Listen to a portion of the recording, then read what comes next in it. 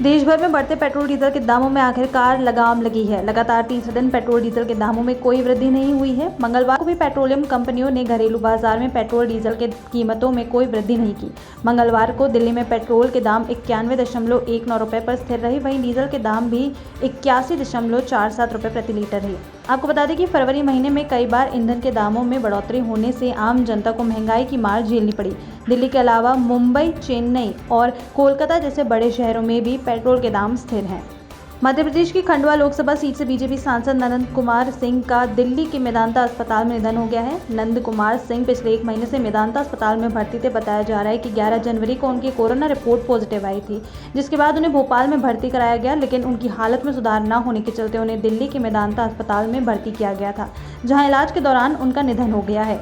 नंद कुमार सिंह के निधन पर सीएम शिवराज सिंह चौहान ने भी ट्वीट करके दुख जताया है। उन्होंने लिखा, प्रदेश अध्यक्ष के रूप में नंदू भैया ने अपना सर्वोच्च योगदान दिया है। नंदू भैया की पार्थिव देह आज उनके गृह ग्राम पहुंचेगी। कल हम सब उन्हें विदाई देंगे। मैं उनके चरणों में श्रद्धा सुमन अर्पित करता हूं। गुजरात में निकाय चुनाव में मिली करारी हार के बाद कांग्रेस को एक और बड़ा झटका लगा है। गुजरात कांग्रेस के अध्यक्ष अमित चावड़ा और नेता प्रतिपक्ष परेश धन्नानी ने मंगलवार को अपना इस्तीफा दे दिया है। बता दें कि स्थानीय निकाय चुनावों में करारी हार के बाद दोनों नेताओं ने आलाकमान के सामने इस्तीफे की पेशकश की थी, जिसे आज स्वीकार कर लिया गया। आज ही गुजरात में निकाय चुनावों के नतीजे घोषित किए गए हैं, जिसमें भारतीय जनता पार्टी और आम आदमी पार्टी ने अपनी जीत दर्ज कराई है। शिवराज सरकार के चौथे कार्यकाल का पहला बजट वित्त मंत्री जगदीश देवड़ा ने मंगलवार को विधानसभा में पेश किया। 1 घंटे 26 मिनट के बजट भाषण में फोकस आत्मनिर्भर मध्य प्रदेश पर रहा। बजट पेश करते हुए वित्त मंत्री ने कहा कि कोरोना से गड़बड़ाई मध्य प्रदेश की आर्थिक स्थिति को ठीक करने की कोशिश की गई है। इस बार का बजट अनुमानित 2,40,000 करोड़ रुपए का है। प्रदेश सरकार ने आम लोगों से जुड़े कामों को सरल बनाने के लिए लोक सेवा गारंटी कानून में बड़ा बदलाव किया है। अब इसमें डीम्ड अप्रूवल को शामिल किया गया है, यानी आय प्रमाण पत्र, जाति प्रमाण पत्र, नल बिजली कनेक्शन, इलाज राशि की मंजूरी सहित 258 तरह की सरकार द्वारा आम लोगों को दी जाने वाली सेवाओं के आवेदन को अफसर लटका नहीं सकेंगे। समयावधि में या तो आवेदन मंजूर कर सेवा प्रदान करनी होगी या कारण बताकर समयावधि में ही उसे निरस्त करना होगा। यदि अफसर ऐसा नहीं करते हैं तो पोर्टल आवेदन को स्वीकृत मान लेगा और खुद ही सेवा का ऑनलाइन सर्टिफिकेट आवेदन को जारी कर दिया जाएगा। वित्त मंत्री जगदीश देवड़ा ने शिवराज सरकार के चौथे कार्यकाल का पहला बजट पेश किया। 2,41,375 करोड़ रुपए के इस बजट में आत्मनिर्भर मध्य प्रदेश पर फोकस रहा, जिस पर पूर्व मुख्यमंत्री और कांग्रेस प्रदेश अध्यक्ष कमलनाथ ने निशाना साधा है। कमलनाथ ने मध्य प्रदेश सरकार के बजट को झूठ का पुलिंदा, दिशाहीन, निराशाजनक और सिर्फ आंकड़ों का मायाजाल बताया। वहीं पूर्व मंत्री जीतू पटवारी ने मध्य प्रदेश के इतिहास का सबसे काला बजट बताया है। जीतू पटवारी ने बजट पर ट्वीट करते हुए लिखा कि आज पेश हुआ इस वर्ष का बजट मध्य प्रदेश की स्थापना के बाद आए सभी बजट में सबसे काला बजट है। शिवराज सरकार ने करीब 80,000 करोड़ के घाटे का बजट पेश कर ये बता दिया कि प्रदेश की आर्थिक व्यवस्था कितनी चरमरा गई है। बजट में वित्त मंत्री ने बताया कि प्रदेश में 9 मेडिकल कॉलेज श्योपुर, राजगढ़, मंडला, सिंगरौली, नीमच, मंदसौर, दमोह, छतरपुर, सिवनी में खोले जाएंगे। उन्होंने महेश्वर का नाम नहीं लिया। इस पर महेश्वर की विधायक और पूर्व मंत्री विजयलक्ष्मी साधो ने आपत्ति जताई। उन्होंने कहा कि सबका नाम लिया, सिर्फ महेश्वर ही क्यों ड्रॉप कर दिया गया है।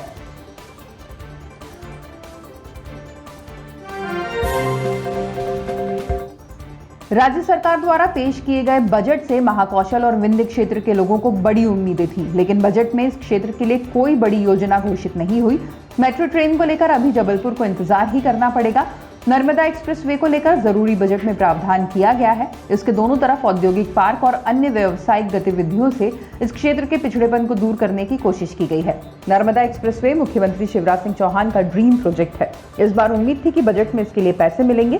प्रदेश सरकार में वित्त मंत्री जगदीश देवड़ा ने वित्तीय वर्ष 2021-22 के लिए बजट पेश किया। प्रदेश की जीवनदायिनी नर्मदा के दोनों ओर औद्योगिक और व्यावसायिक पार्क बनाने की योजना है। इसके लिए नर्मदा एक्सप्रेसवे मील का पत्थर साबित होगा। 2018 के विधानसभा चुनाव से पहले सीएम शिवराज सिंह ने नर्मदा परिक्रमा के दौरान इस ड्रीम प्रोजेक्ट की घोषणा की थी। इस बजट में सिंधिया के गढ़, ग्वालियर, चंबल अंचल को राहत भरी तवज्जो मिली है। सिंधिया के गढ़ में चंबल एक्सप्रेसवे, ग्वालियर में हॉकी का central of excellence centre, Sheopur में मेडिकल कॉलेज की योजनाओं को बजट में शामिल करना राहत देने वाला रहा है। साथ ही ग्वालियर शहर के बीच स्वर्ण रेखा नदी के ऊपर से एलिवेटेड रोड को भी बजट में शामिल किया गया है। इनमें सबसे महत्वपूर्ण चंबल एक्सप्रेसवे है। ये सिंधिया और केंद्रीय मंत्री नरेंद्र सिंह तोमर की साख के लिए बहुत जरूरी था। चंबल एक्सप्रेसवे का काम शुरू हो चुका है। लोक निर्माण विभाग को बजट बढ़ाकर देने का बजट में प्रावधान किया गया है। साथ ही 250 से ज्यादा आबादी वाले आदिवासी गांवों को पीएम सड़क योजना से जोड़ने का फायदा भी अंचल के शिवपुरी और श्योपुर जिलों को होगा। ये आदिवासी बाहुल्य जिले हैं। करीब 35 गांव सीधे सड़क से जुड़ जाएंगे, जिससे यहां विकास और रोजगार की संभावनाएं नजर आ रही हैं। मध्य प्रदेश के खंडवा से भाजपा के सांसद नंद कुमार सिंह चौहान का निधन हो गया। उन्होंने गुरुग्राम के मेदांता अस्पताल में अंतिम सांस ली। कोरोना पॉजिटिव पाए जाने के बाद उनके फेफड़ों में संक्रमण फैल गया था। इसके बाद उन्हें 5 फरवरी को मेदांता में एडमिट कराया गया था। उनकी रिपोर्ट नेगेटिव भी आ गई थी, लेकिन उनकी तबीयत में कोई सुधार नहीं हो रहा था। नंद कुमार सिंह चौहान के निधन पर मुख्यमंत्री शिवराज सिंह चौहान समेत प्रदेश के अन्य नेताओं ने दुख व्यक्त किया है। मुख्यमंत्री शिवराज सिंह चौहान ने बताया कि नंद कुमार सिंह चौहान का अंतिम संस्कार 3 मार्च को उनके गृह गांव शाहपुर में होगा। उनका पार्थिव शरीर दिल्ली से भोपाल लाया जाएगा और प्रदेश कार्यालय में अंतिम दर्शन के लिए रखा जाएगा। नंद कुमार चौहान मध्य प्रदेश विधानसभा के बुरहानपुर से विधायक रहे थे। 1996 में 11वीं लोकसभा में भाजपा ने उन्हें खंडवा क्षेत्र से उम्मीदवार बनाया और वो जीतकर संसद पहुंचे। जिसके बाद 12वीं, 13वीं और 14वीं लोकसभा के सदस्य रहे।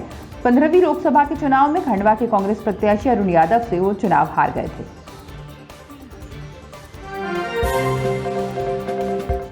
इंदौर नगर निगम की रिमूवल टीम को मंगलवार सुबह नागरिकों ने उस समय घेर लिया जब एक अवैध कॉलोनी के निर्माण की तार फेंसिंग को हटाने के लिए पहुंची थी। रीजनल पार्क के पास इस कार्रवाई के लिए आज सुबह जोरदार मशक्कत हुई। इसमें विवाद और बहस के बाद जमकर कार्रवाई हो सकी। नगर निगम की रिमूवल टीम मंगलवार सुबह उपायुक्त लता अग्रवाल के नेतृत्व में पिपलिया राव जूना भट्टी काकड़ा वाले क्षेत्र में राजरानी नगर के नाम से बसाई जा रही अवैध कॉलोनी के निर्माण को रोकने के लिए मौके पर पहुंची थी। इस कॉलोनी के निर्माण के लिए तार फेंसिंग कर ली गई थी। इसके साथ ही अंदर जमीन पर विकास कार्य अभी चल रहा था। निगम की टीम के मौके पर पहुंचते ही बड़ी संख्या में जमीन के मालिक कहे जाने वाले लोग वहां पहुंच गए। उन्होंने नगर निगम को कार्रवाई करने से रोका। इन लोगों का कहना था कि ये जमीन सरकारी नहीं है, तो ऐसे में निगम की कार्रवाई करने की कोई जरूरत नहीं। इस मामले को लेकर मौके पर विवाद की स्थिति बन गई। निगम की कार्रवाई का विरोध करने वाले लोगों ने निगम के द्वारा लाई गई जेसीबी को घेर लिया।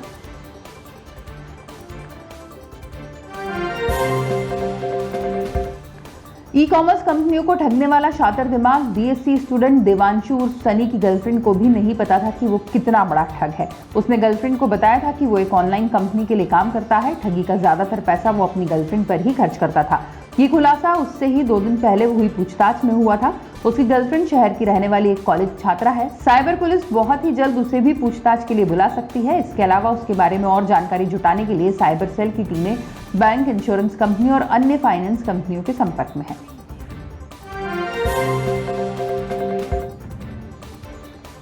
$70 किलो MDMA ड्रग्स मामले में एक दिन पहले मुंबई से पकड़े गए सार्थक उर्फ सम्राट याग्निक को लेकर नया खुलासा हुआ है।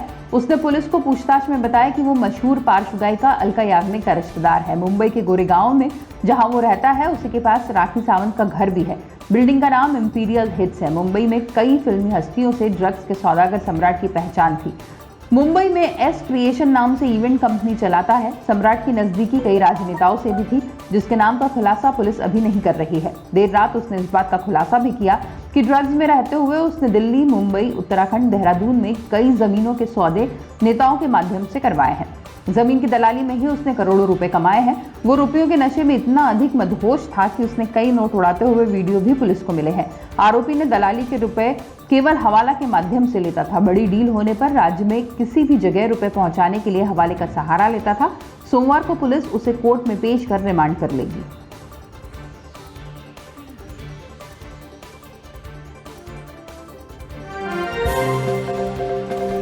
प्रदेश का किसान कर्जदार, युवा हो गया बेरोजगार, आम जन पर महंगाई की मार, व्यापारी पर करों का भार, कर्मचारियों को भूल गई सरकार, संवेदनशीलता का हो रहा झूठा प्रचार, जुमलों और घोषणाओं की सरकार, यही है इस बजट का सार।